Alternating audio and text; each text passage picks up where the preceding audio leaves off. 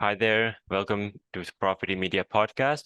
This is your host, Saad Khan, and you're listening to the Profity Media Show. Today, we have a guest that is an inspirational figure for all young e-com entrepreneurs. He's the kind of guy who's been there, who's done that, who's gone through the whole process. And today, we are going to be dissecting his e-commerce journey from zero to exit. And currently, nowadays, he's been also participating in some other ventures after his seven-figure exit. So we are going to be talking about all these interesting things today. Please welcome Ben Leonard. Ben, how are you feeling today? Hey, I'm good, Sad. Thanks for having me on the show. All right, perfect. So first and foremost, we would love to know, like, how did a person like you end up building a seven-figure brand? I think that's the biggest question of this show today. Yeah, sure. Well, it was all a little bit unexpected, shall we say. I was doing what most people where I'm from do, right? I'm from the northeast of Scotland in the UK, and most people in my city end up working in the oil industry, and that's what I was doing. And I went to school, went to university, got a job. It's kind of the standard approach, right? I didn't know that I was supposed to be an entrepreneur until something changed in my life. Unfortunately, I got very sick with a heart problem. I'm fine now. But it was during that difficult time that I discovered that entrepreneurship was inside me. And I came up with an idea to start a brand around my passion, which is fitness training. And I did. And I thought it would be a bit of a side hustle, turned into something a lot bigger. After a couple of years, I quit my job. After 3.5 years, we were doing $6 million in sales, and I sold it. Yeah, that's just a really quick overview, I guess, of what was actually a really complex journey. But yeah, it was an unexpected way to get into e-commerce, that's for sure. Mm-hmm. I Googled you on, I thought who's Ben Leonard, so let me look him up on Google. So I saw a Forbes article about you. And in that Forbes article, it said that you're a self-confessed dolphin nerd. Like, what is that? I mean, that's pretty odd for Yeah, yeah. So where I grew up and where I still am now, I live by the sea. And there's quite a famous population of bottlenose dolphins near where I live. And I studied zoology and then ecology at school. And I studied those dolphins. And then I studied dolphins in Italy for a while I was a student, and I loved it.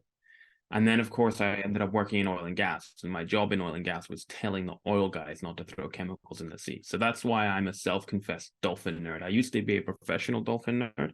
Now I'm just an amateur dolphin nerd. Yeah, it was a bit of a jump to go into e-commerce. So before we talk about your e-commerce brand, do you intend to create something about these dolphins? Like, do you create a seven-figure brand in the dolphin industry, among dolphins as well? uh, no plans right now. I am passionate about scuba diving and I am passionate about paddleboarding. And I have had thoughts about creating brands in both of those niches in the future. I'm not doing that right now. I am building brands right now, but not in those niches. So, maybe there's a way that I could weave dolphins in there. Mm-hmm. All right, so let's get to the real thing. So tell us about your e-commerce journey. Like, if our listeners have to take something away from you, it's going to be the e-commerce journey, the journey that you had from zero to exit, and of course your venture Beast Gear. So tell us about it and how did it go? Sure, absolutely. Yeah. So, look, a lot of people make the mistake when they start in e-commerce of they're looking to get rich quick, or they're using tools to identify gaps or what they think are gaps, right? What the gurus tell them they should do. You should enter new niches which have low numbers of reviews and all this kind of stuff, which I'm not a huge fan of. What I think is far more effective is to build a legitimate brand around something you're passionate about. So a business that is represented by a legitimate brand identity that looks and feels and behaves like a real consumer packaged goods brand. For me, that meant following my passion of fitness. So when I was sick, I was moping around my apartment and I tidied out my gym bag and I looked at all the training gear that I wasn't using.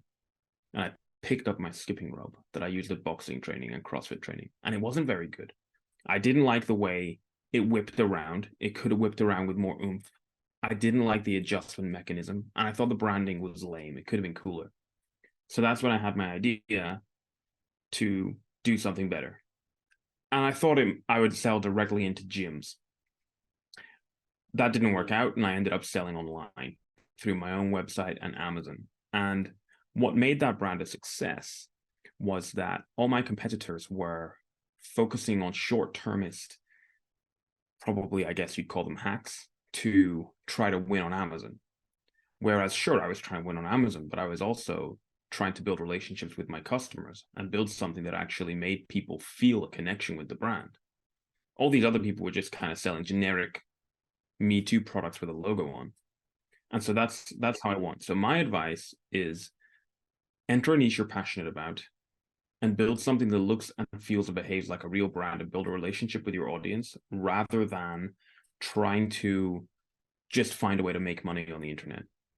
Because building a brand will make you money on the internet, and it will do it in a way that's far more sustainable and that you can then sell for big money later.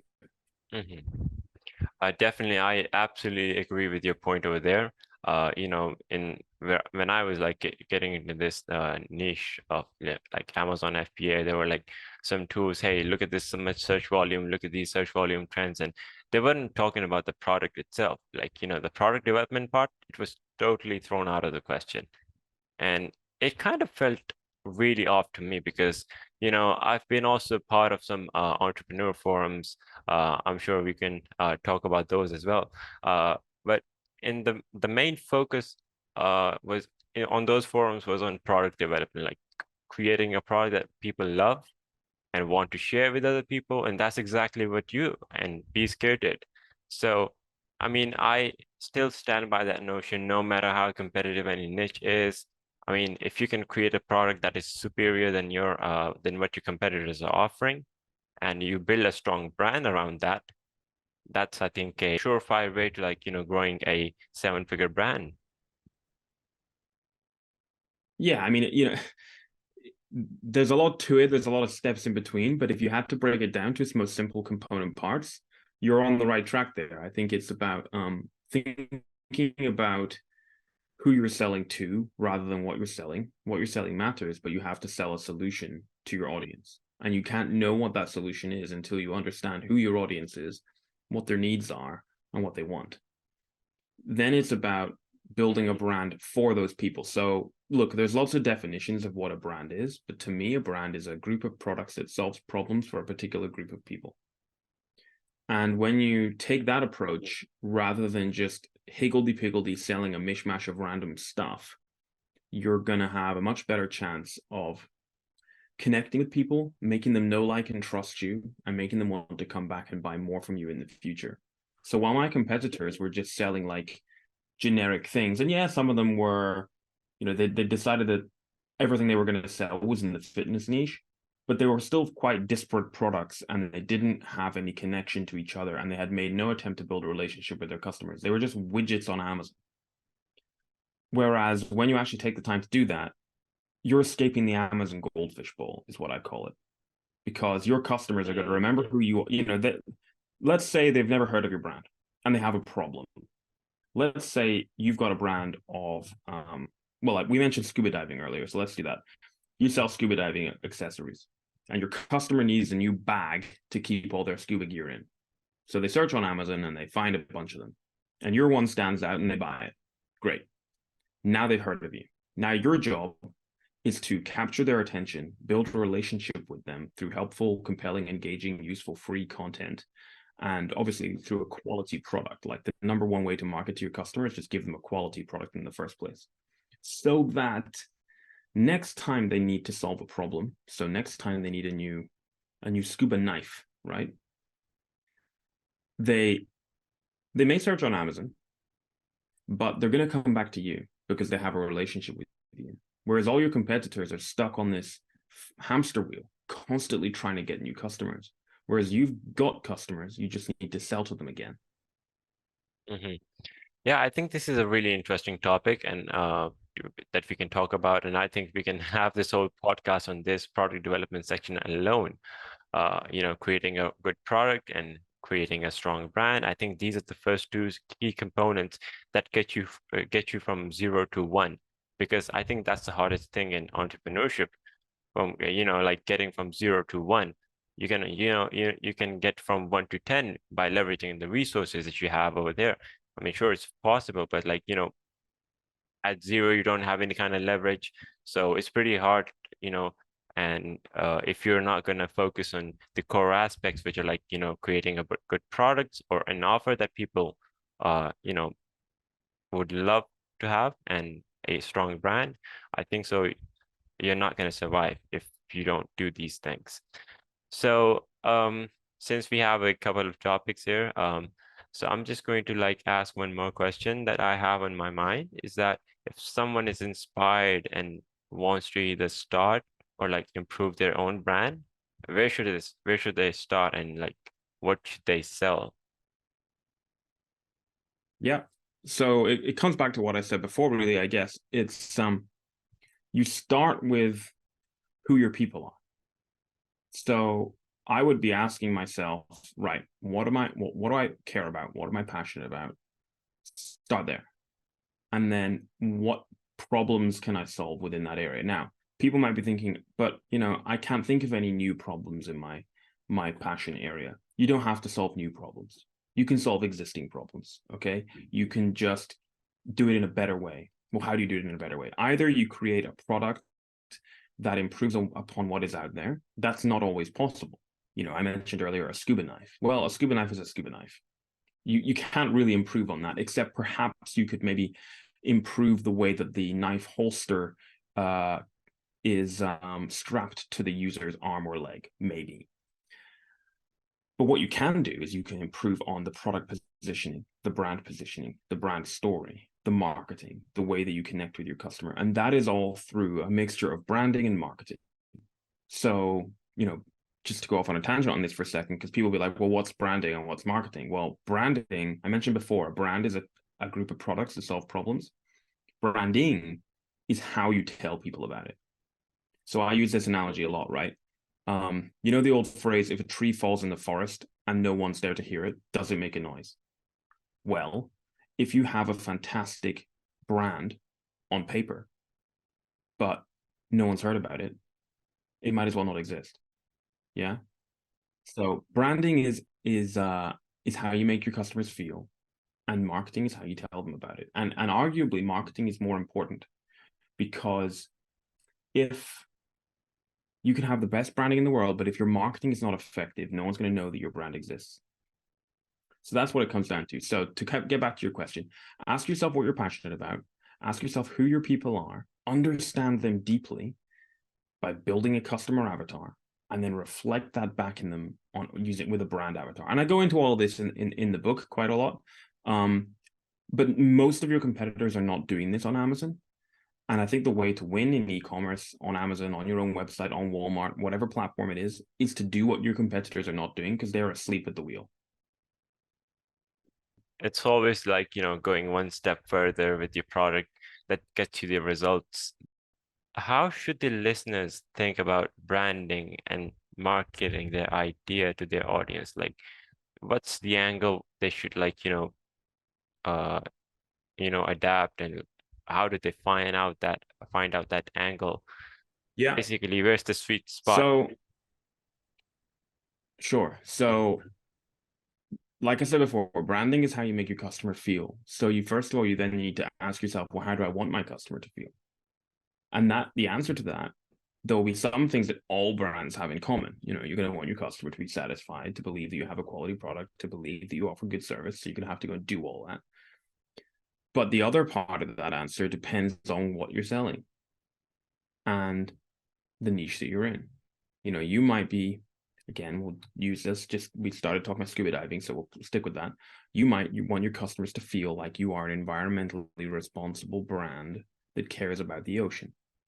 On the other hand, if you're selling some sort of capture card for video for techie people that are doing that are gaming, right, and streaming, you're going to want to make your customer feel like you are an incredibly up-to-date high-tech organization that understands their needs, right?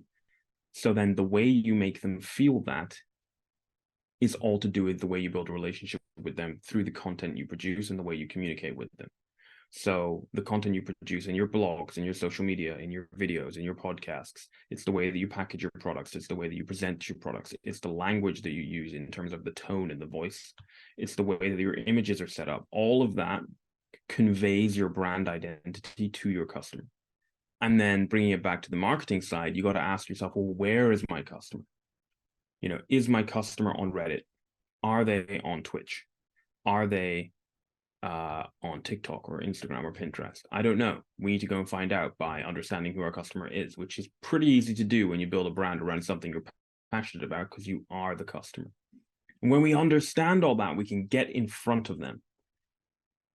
So that's the approach that I would encourage people to take. Mm-hmm. Excellent. Absolutely, I do agree with that.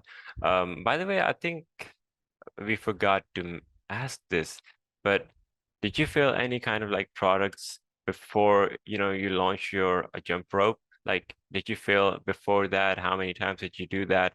And obviously, if what was your age at the time when you were like, doing all of this? And like, I think you had like zero business experience and when you started, and did that hold you back? Like, what was it like for you before like you had developed the jump rope, the Peace Gear brand itself? Sure. Yeah, sure. So yeah, you're right. I had no experience, no business experience, no product development experience, no marketing experience. So in some ways that was difficult because I didn't really know where to start. And in many ways that sort of had held me back because I had my idea for Beast Gear in 2012, but I didn't start Beast Gear until 2016. So what held me back was this fear of entrepreneurship because I believed that entrepreneurs were like other people. I made all these excuses about why I couldn't or shouldn't do it. And then what kicked me into action was when I got really sick and I needed something to distract me while I recovered because I couldn't do my training whilst I was recovering. But in other ways, my lack of experience gave me advantages because I was quite naive, which meant I didn't worry too much about stuff. I just kind of went for it. And I have a scientific background as well. So I took a scientific approach of learning by doing, try something, see what happens, adjust, go again. Which is a really long way of saying it doesn't matter if you don't have experience. What really matters is that you have passion and a vision and a willingness to work hard. Yep. I think if you can sum that in 3 letters, that would be AAA, act, assess, and adjust. I think that's basically what you did over there, and you did it. You executed that beautifully. I mean, like we can see that in the form of Peace Gear right now. So like one more thing is that, when you were starting that out, when you were sick, I think it would have been like a side hustle. You thought that, hey, this would be a side hustle, and then it won't be that much of a business muscle. So how would you, let's say if there's a person who wants to make their business less of a side hustle and more of a business muscle, like, turn that into a proper business that does give them freedom. How would you what would you do and what would you recommend to that person? Yeah, it's all about mindset. If you're stuck in this mindset of side hustle, you're immediately limiting the potential of the business because all of your decisions are going to be going through this filter of it being a side hustle. And so everything you do will subconsciously be smaller than what you would be doing if you had it in your mind that actually you're building a huge brand, which has got great potential. So that's why I would really encourage people to not fall into the trap of thinking that it's just a hobby or a side hustle and take it seriously from the start and really believe in its potential. Hmm. I think, yeah, that is really great advice because like, there are people that don't take it seriously and they just get it right, but they shouldn't like, take it for granted. They should do work hard. They should work hard and like, get that thing to the next level. Um, by the way, like, what are you doing nowadays? Like, I think you sold the Beast Gear for like multi 7 figures. So when you sold your company, when you sold your brand, or should I say, how did that make you feel? And what do you think was the most important thing, or the five most important things, or the three most important things that increased the valuation of your company or your business or your brand?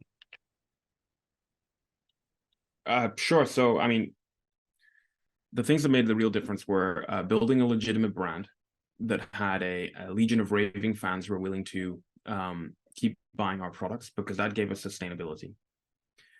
Growth was hugely important. The buyer wants to see that you have a business that is growing and that has growth potential for them to take advantage of. And then it's all about profitability. You need an SDE margin of at least 20 to 30% before buyers are going to get excited. And then you also asked there what I was doing now. I'm still building brands. I'm currently co-owner of 2 brands, and I have minority equity in several others where I mentor the business owner. I've just finished my book, which is called Quit Stalling and Build Your Brand. And if the listeners want to go to quitstallingbooks.com/profity, they can get a free chapter before the book comes out next month, and a free mini course, and a free e-commerce hacks ebook. So that's what I've just finished, the book, quitstallingbooks.com. And then there's a course that's going to come out to support the book, which they can get over at product-empire.com as well. Mm-hmm. All right, perfect. That's great. So like, if we get back to this question of like, if you could like summarize a few points that these investors, these buyers of these companies, they look at when, they're, buying an e-commerce brand. So what would you recommend that these brands focus on? Like, you did talk about that you should have a raving and loving fan base, or a loving fan base of customers, right? So I think it gets more deeper than that. And what would you think about that? And also, if you could like explain what SDE margin is, I think I'll appreciate that as well. Sure, yeah, absolutely. Okay, so look, at ecom, so some of the listeners may not be aware, I co-own a brokerage called Ecom Brokers. We help e-commerce business owners plan their exits. So that's kind of the context behind this. So we encourage our business owners, our sellers, to, 1, have a strong brand identity, which we've covered on most of this show already.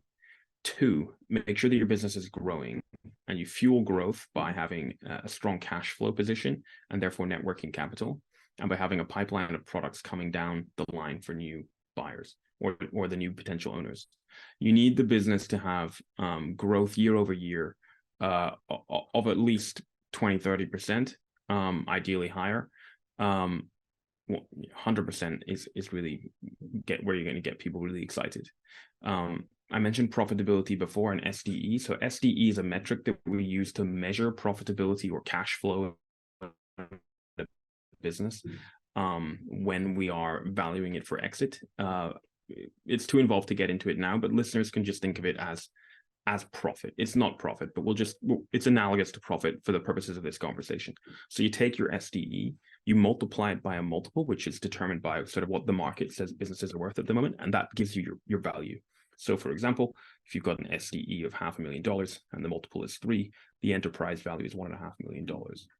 And finally, buyers really want to buy something that's low risk. So something that's not in a risky niche, or something that's highly regulated, something that's not relying all on one source of traffic, something that isn't a fad. All of these things are really important. I've got tons more information on that over at ecombrokers.co.uk. If you want to take a read of the blogs there, you can get pretty in depth on what makes a business valuable. Mm-hmm. I think you should also like, share your YouTube channel, because basically that's where I like found out about you and like the Ben Leonard guy. Yeah, I'd love to. Mm-hmm. Sure, yeah. That's at benleonard.pro/YT. So if you go to benleonard.pro/YT, you'll land on the YouTube channel. Perfect. Because, there's a couple of shorts, and, it really did resonate with me. And I love the fact that there's this thing that you call as there's no such thing as a winning product. You're right, there's not. And that's one of the lies that all the BS gurus will tell you. They'll say you have to pick a winning product. No, there's not a winning product, because that implies that the product wins and you just select it and then you get rich. You have to you have to define who your people are, develop quality products to serve them, and then effectively position those products, position your brand and develop your branding, and then market those products. That's how you win. So yeah, that's in a nutshell. Again, I go deeper into that in the book, and hopefully your listeners enjoy that. Definitely. So I think if there's any more questions, in the comments, the listeners are going to have some questions. We're going to be including that in the next episode. If you would like to join us for the next episode, we can talk about like, a specific segment in your book in detail, like, talking about branding. We can do that. Yeah, perfect. I would absolutely be up for that. That'd be fun, Sad. All right, perfect. So, you put all your knowledge into a playbook. So tell me something about your book, like how did you structure it? What are the table of contents? If you can like go down the table of contents here. Sure, yeah. So the book is basically a roadmap for people who have an idea but perhaps haven't started, or even those who are already running their e-commerce business but need some support from someone who's been there and done it. It goes all the way from ideation, developing your branding, developing your first product, launching it, growing your business, right the way through to exiting at the other end. And it's my hope that this will be a useful companion for e-commerce brand builders for years to come. It doesn't go out of date fast because it's not specifically about any one platform. It's about timeless business principles applied to e-commerce. And my view is that this book doesn't yet exist. It was something that I wish existed when I was building my brand, my first brand. So yeah, listeners can head over to quitstallingbook.com/profity to get on the wait list and get it before anyone else and get the bonuses as well. All right, perfect. So thank you, Ben Leonard, for joining us on the show. We really had a great time here, and we hope to see you here more soon. Thanks, Sad. See you next time. Thank you. Have a Bye. good one. Bye. Take care. See ya. Okay. See ya.